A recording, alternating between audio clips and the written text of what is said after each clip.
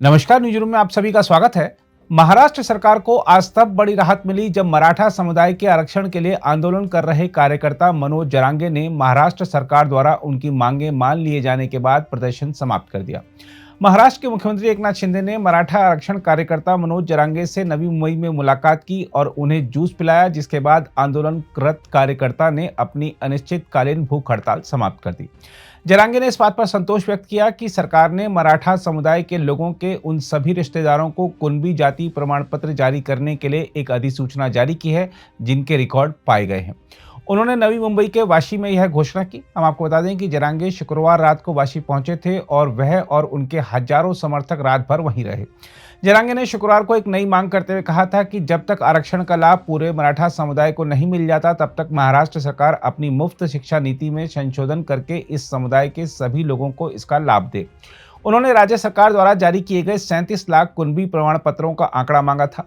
हम आपको बता दें कि कुणबी एक कृषक समुदाय है जो अन्य पिछड़ा वर्ग यानी ओबीसी श्रेणी में आता है और जरांगे मराठा समुदाय के सभी लोगों के लिए कुणबी प्रमाण पत्र जारी किए जाने की मांग कर रहे थे।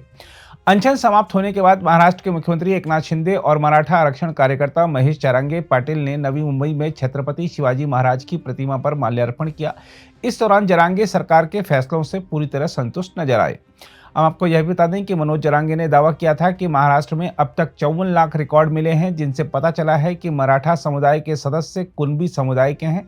सरकारी नौकरियों और शिक्षा में मराठों को आरक्षण देने में राज्य सरकार के विफल रहने पर जरांगे ने 26 जनवरी से मुंबई में अनिश्चितकालीन भूख हड़ताल शुरू करने की घोषणा की थी।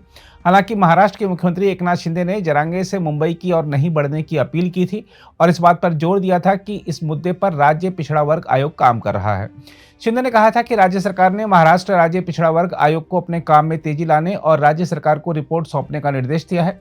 मुख्यमंत्री ने कहा था कि राज्य सरकार ने मराठा आरक्षण पर निर्णय लेने के लिए फरवरी में विधानसभा का विशेष सत्र आयोजित करने की योजना भी बनाई है। बताया जा रहा है कि महाराष्ट्र के मुख्यमंत्री एकनाथ शिंदे ने शुक्रवार रात जरांगे के पास उनकी विभिन्न मांगों के संबंध में एक मसौदा अध्यादेश भेजा था।